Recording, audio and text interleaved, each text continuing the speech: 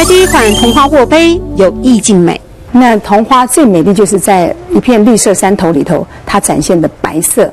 桐花碗跟进，融入体贴的心意。我们的碗多了2个耳朵，2个耳朵有一个好处，当你吃饭喝汤的时候，它不烫手，而且年纪稍微大一点，它拿的重心很稳。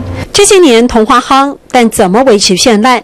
张秀娥于是把桐花意念结合陶艺专业，成为年年有新意的系列设计。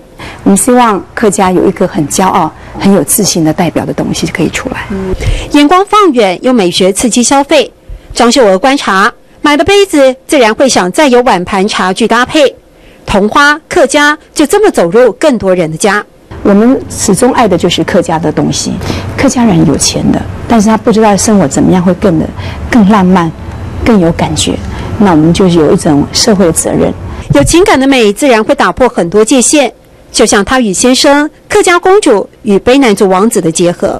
我觉得客家人应该可以更敞开、更大的心胸，来接受不同族群的文化的东西，然后再把自己的想法，再加上一些创意去融合。每天看得到桐花，看得到客家，这是我们一直想要推的理念，让深入人心啊！所以我们每年都有不断新的产品出来。那今年已经第9年了，所以它更多的系列的产品都出来，是这样。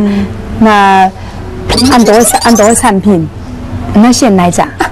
这么多产品，我要选哪一项？都难决定，很难决定啊。